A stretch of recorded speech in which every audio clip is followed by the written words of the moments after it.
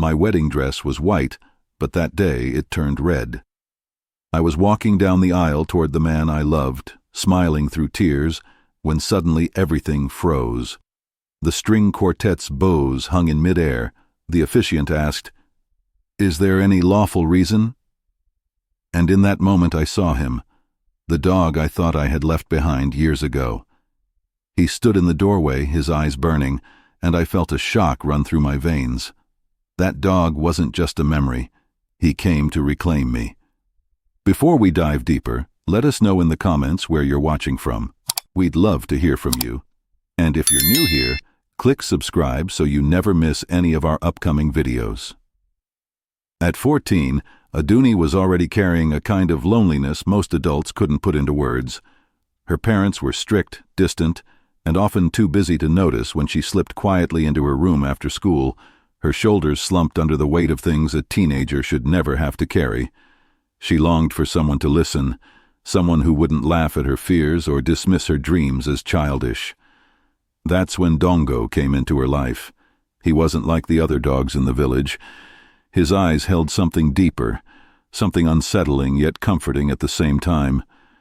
She remembered the first night he padded softly into her room, curling himself at the foot of her bed as if he belonged there. She should have told him to leave, but she didn't. She was tired of feeling alone, and in those quiet nights, with the sound of his steady breathing, she found comfort, a comfort that felt almost human. Her father noticed first. One evening, after hearing the low growl of Dongo as he walked past her doorway, he stopped and looked at her with concern. "This isn't normal," he said slowly, his voice heavy with warning. "That dog acts like he owns you." But to Aduni, the bond felt unbreakable. She had whispered her secrets into his fur, secrets she never dared to share with anyone else. When she cried, his head would rest gently on her lap, his eyes following her with something that felt like understanding. To a lonely 14-year-old, it felt like fate, like she had finally found her guardian. But whispers traveled quickly. The elders in her village had seen dogs like Dongo before, not ordinary animals, but carriers of something much older, something that blurred the line between the natural and the spiritual. They warned her, telling her stories of bonds that looked like love but carried hidden chains. Aduni laughed them off. To her, these were just old superstitions. She was young, defiant, and desperate to believe she had finally found something loyal, something safe. Yet there were moments that unsettled her. Times when Dongo would stare at visitors with a piercing intensity, his body stiff, as if daring them to come closer. He would sit between her and her friends, blocking the space, his low growl rumbling whenever a boy tried to make her laugh. At first, she brushed it off as playful jealousy, but in the pit of her stomach, unease began to grow. The truth was simple. Aduni thought she had found a protector. What she didn't realize was that she had made a deal without knowing it. And in time, that deal would demand a price she could never have imagined. And soon, Dongo would show her just how far he was willing to go. By the time Aduni left for university, she believed she had outgrown her strange childhood bond with Dongo. The dog no longer slept at the foot of her bed, no longer followed her every step. He had faded into memory, and with the excitement of a new city and new friends, she convinced herself that part of her life was finally behind her. She was eager to be normal, to live the kind of life she had envied in others: late-night study groups, whispered laughter in crowded dormitories, the thrill of falling in love. It was in her second year that she met James. He wasn't extraordinary on the surface, just a kind, steady young man with an easy smile and the ability to make her laugh at herself. But to Aduni, his presence felt like sunlight. For the first time, she allowed herself to believe she could open her heart to someone real. Their first dates were clumsy and sweet. Coffee spilled over textbooks, long walks around campus where they dreamed out loud about the future. James made her feel like she belonged in a world that had always seemed just out of reach. But shadows have long memories. And one evening, as they sat together under the fading glow of a street lamp, Aduni felt a familiar chill. The air grew still, heavy. Out of the darkness, two yellow eyes fixed on her. Dongo. He was thinner now, older but unmistakable. He had returned, and he was watching. At first she convinced herself it was coincidence, that he had wandered too far from somewhere else. But then the pattern began. When James reached for her hand, Dongo growled from a distance, his teeth bared. When James leaned in to kiss her, the dog lunged from the shadows, snarling, forcing James to shove him away. Students screamed, scattering, while James tried to shield her. The attack was vicious. Teeth and claws tore into James before help could arrive. By the time campus security pulled the animal away, James was bloodied and broken, his face pale as they carried him to the hospital. The university was merciless. They blamed Aduni. Rumors spread like wildfire that she had lured danger onto campus, that she had brought something cursed into their community. Within weeks, she was expelled, stripped of the one dream she thought could save her from the loneliness of her past. And then, as suddenly as he had returned, Dongo vanished. No one saw where he went. No one knew if he was dead or alive. Aduni stood at the edge of the empty campus, her belongings packed in boxes, her heart heavy with shame, and thought maybe this was the end. Maybe losing James, losing her future, was the final punishment. Maybe now she was finally free. But she was wrong. I thought I was free, but I wasn't. He hadn't left me. He was just waiting. And when he returned, it wasn't me he wanted to destroy. It was everything I loved. Years passed, and Aduni did what so many of us try to do with pain. She buried it. She locked away the memories of Dongo and convinced herself that those scars were just part of growing up. In time she met Thesis, a man who treated her with kindness, patience, and respect. For the first time since James, she allowed herself to believe in the possibility of happiness. With Thesis, the weight of her past felt lighter, almost forgettable. They laughed easily together. They planned a future that seemed simple and beautiful. And when he asked her to marry him, Aduni said yes with tears in her eyes, grateful that life had given her another chance. The wedding day was everything she had dreamed it would be.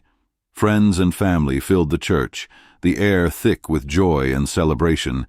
Bright fabrics and cultural colors lit up the room. Guests danced and clapped, ululations rang out, and the music of a live band filled the space with warmth and excitement. For a brief moment, Aduni let herself forget the shadows of her past.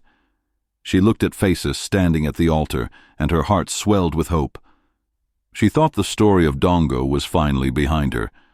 But sometimes the past doesn't stay buried. It waits. It was just as the officiant's words echoed through the hall. If anyone here knows of a lawful reason why these two should not be joined, that the temperature seemed to drop. A stillness swept across the room. And then, in the doorway, he appeared. Dongo. Gasps rippled through the crowd. Some thought it was just a stray wandering into the celebration. But Aduni knew better. The moment their eyes met, her chest tightened. The dog she had loved as a girl, the animal who had haunted every relationship, stood there, glaring with a hunger that had nothing to do with food. His presence was like a storm breaking through the doors of her life. Before anyone could react, chaos erupted. Guests screamed as Dongo lunged forward, his growl shaking the walls. Women clutched their children, men tried to push him back, but the animal was relentless. Chairs toppled, plates shattered. The music screeched to a halt. In the center of the storm, Aduni froze, her white gown trembling as her body shook. Thesis rushed forward, arms outstretched to protect her. He shouted for help, pushing back against the snarling beast. But Dongo's eyes never left Aduni. He wasn't attacking out of instinct. He wasn't a wild animal losing control. No, this was personal. Every snap of his jaws, every furious movement of his body carried one terrifying truth. This wasn't jealousy. It was possession. And in that moment, Aduni understood. Dongo didn't just want to keep her away from others.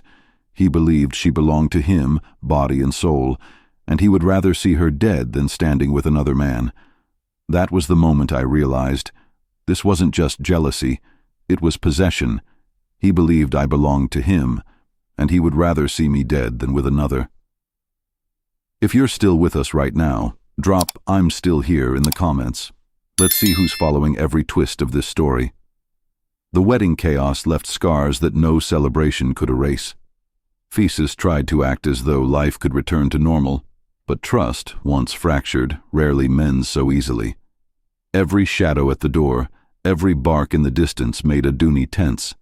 She could feel his eyes even when he wasn't there, and though Thesis loved her, he carried questions he was too afraid to ask. Questions about why this strange animal seemed bound to her, why its fury was directed at them, and why his wife's face went pale every time the name Dongo was mentioned. Months passed, and their silence became heavier than words. But then came a moment of joy that seemed to heal the cracks. The birth of their son, Oluwasigun. Holding him in her arms, Aduni felt hope flicker again. The child's laughter filled their home with a warmth she hadn't felt in years. For a while she allowed herself to believe the past had finally loosened its grip. But bonds forged in loneliness are not easily broken. One evening, as twilight fell across their small home, Aduni placed the baby gently in his crib. The night air was cool, the sounds of neighbors settling into their homes drifting through the window. She stepped into the kitchen to pour herself water, only to hear a sharp cry from the nursery. A cry not of hunger, but of pain. She rushed back, and what she saw made her blood run cold. A trail of red on her child's tiny leg, fresh blood, glistening, and in the corner of the room, half hidden by shadow, stood Dongo. His chest heaved with a low growl, his gaze fixed not on Aduni this time, but on the helpless infant lying in the crib. Her scream tore through the house. Thesis burst into the room and froze at the sight. He scooped up the baby, trembling as the growl deepened. In that instant, fury consumed him. His eyes turned on Aduni. Not the dog. Not the blood. Her. "You brought this curse into our lives," he said through clenched teeth, his voice shaking with rage and despair. "I can't forgive you, Aduni." Those words cut deeper than any wound the dog could inflict. Because in that moment, Aduni realized the truth. She had lost more than her peace. She had lost her husband's trust. She had lost the fragile family she fought so hard to build. And she had almost lost the only thing she still lived for, her child. I had lost my husband, my home, and almost my son. All because of a bond I never chose to break. But the final confrontation was still to come. And it would cost me everything. Years after the collapse of her marriage to Thesis, Aduni tried to rebuild her life. She moved to another town, away from the whispers and the rumors that clung to her name. It was there she met Wilson, a man who carried none of the suspicion or bitterness of her past. Wilson was gentle, patient, and unafraid to love her despite the shadows in her eyes. For the first time in a long while, she believed maybe she could start again. When Wilson proposed, Aduni hesitated, but only for a moment. She longed for stability, for love, for a chance to finally silence the ghosts that haunted her. And so, she said yes. On the morning of her second wedding, Aduni stood before the mirror, her heart steady but cautious. She had lived through disaster before, and she feared the past might find her again. Yet, as the ceremony began, she felt a fragile sense of peace. Guests clapped, music filled the hall, and Wilson's hand in hers was steady, sure. For a few precious minutes, she allowed herself to believe that the curse had lifted, but then, like a shadow cast over light, he appeared. Dongo. Older now, scarred by years that had hardened him, yet still the same. His body blocked the doorway of the church, his eyes locked onto hers. Guests gasped, some backed away, but Aduni did not move. Something in her had changed. She was no longer the terrified girl clinging to comfort. She was a mother, a woman who had lost everything once before, and this time she refused to run. With deliberate steps, Aduni left the altar and walked toward the doors. The guests cried out. Wilson reached to stop her, but she raised her hand and shook her head. This was not a battle anyone else could fight for her. Only she could end it. Dongo followed, his paws heavy on the earth, his gaze unbroken. He trailed her through winding paths until she reached a crossroads just beyond the village. A place the elders had once whispered about. A place where bonds could be severed if one had the courage to speak the words aloud. Her voice shook, but her resolve was unshakable. She faced him, her gown torn from the dirt, her chest heaving. "It's over," she shouted, her cry echoing into the night. "You were my comfort, but you became my curse. I release you. I release this bond." For a moment, silence. The air seemed to hold its breath. Then Dongo lunged, not with the fury of before, but with the desperation of something that could not let go. Aduni stood her ground, refusing to run. The struggle that followed was brief, but violent. In the chaos, both lost their footing, tumbling against the hard earth of the crossroads. When the dust settled, Aduni lay fatally injured, her breath shallow, her strength fading. Beside her, Dongo was broken too, his body trembling, his eyes fixed on hers. And in his eyes, I no longer saw rage. I saw pain. He was as much a prisoner of this bond as I was. In the weeks that followed her death, Aduni's name became something spoken in hushed tones. Villagers gathered around fires at night and told her story as a warning to their children, a tale of love, of loss, and of the dangers of forming bonds that blur the lines between comfort and captivity. Some said it was a curse, that Dongo had never been just a dog, but something older, something bound to her soul from the beginning. Others said it was a tragedy born out of loneliness, a girl searching for protection in the wrong place and paying the ultimate price for it. Whatever the truth, one fact remained. Her story did not end with her. It lived on in whispers, in warnings, and in the way people glanced over their shoulders whenever a stray lingered too long near their doors. Her grave was simple, marked with her name and the date her life ended. Fresh flowers often lay at its base, not just from Wilson or her family, but from strangers who had never known her personally, but who felt the weight of her story. They came because Aduni's life had become more than a tale of misfortune. It had become a reminder that loneliness can make us hold on to things we should have let go of, a reminder that sometimes what feels like protection can become possession, and that in the end, the cost of silence, of ignoring the warnings, can be more than any of us are willing to pay.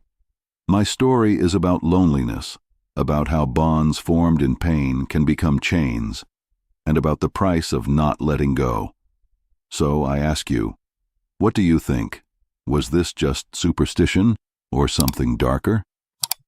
Have you ever felt trapped in a relationship or a connection you couldn't explain, one that held on tighter than it should have? If it were you standing at that crossroads, what choice would you have made? Share your story in the comments below. Your words may be the light someone else is searching for, and if this story shook you like it did us, hit that like button. It helps us share these lessons with more people. And subscribe for more real stories that will keep you on the edge of your seat.